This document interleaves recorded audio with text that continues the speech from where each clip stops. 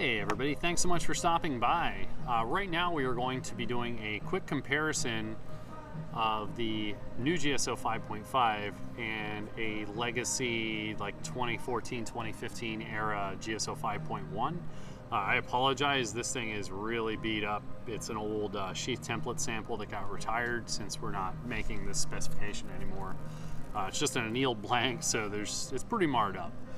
But I'm doing this video to show folks that if you're looking for that OG classic GSO 5.1 and not the one tool option, soon to be 5.7, the 5.5 is your shot. This is the legacy 5.1. It's very, very faithful to this older template, outside of a few small differences which I made up in other ways with design. So first off, you're going to notice that the blade height is a little less on the GSO 5.5. We've maintained a very similar user experience by making up that difference in circumference, just in a little bit more full handle. The corners are a bit more pillowy and rounded, and we were also able to get rid of all these little obnoxious corners and things that were hanging out that were flat spots, and then all these long flat spots in these older knives. We didn't control any of the manufacturing, so it was just the best everybody involved could do, and we did the best we could in-house to reconcile some of this stuff by hand sanding sharp corners and things, and then refinishing handles, hand sanding profiles and stuff in. But they were pretty nice for their day, but we knew we could do better. So now that we're the manufacturer, what we've gone ahead and done is these handles are a bit more full so that you have that same experience in hand. It feels really, really nice, fills up the hand well, but then we have no hot spots or anything obnoxious. We've increased the durability of the guard by thickening that up and making it more rounded. It resists damage, it's more comfortable around your finger. It's just everything about this is designed around comfort and functionality with this model, while staying really, really close in size to this older 5.1. Real quick here, I want to show you the good frame there, Al.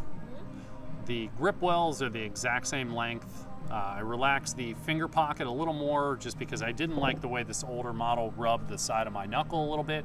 So if I found that obnoxious, I know somebody else out there would, so we just went ahead and handled that. The finger choil is much more generous, and it's an asymmetric shape now, so you can tuck your finger back against the handle a little more and have a good clear workspace if you're trying to get up there and do really fine, delicate work.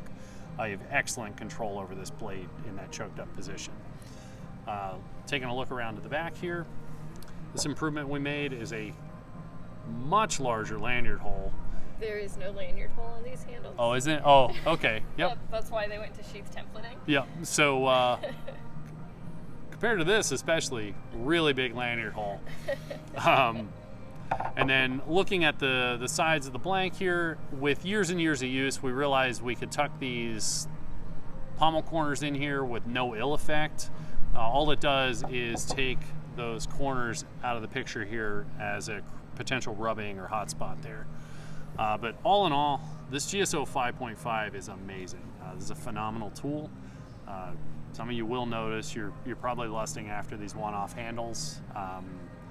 If I can at all, this might be my first Survive knife ever, unless somebody talks me out of this. But I'm really hoping this is my first one. I've never kept anything for myself over all these years. We did have a wonderful customer come in and gift me an old EDC 4, I believe it was, an LMAX, so that's been a pleasure to get that cleaned up and use it. But I think this might be my first Survive knife after 11 years at this. I'm very, very excited. So if you want this, you're gonna have to pry it out of my cold, dead hands or offer me a number that makes it worth letting it go.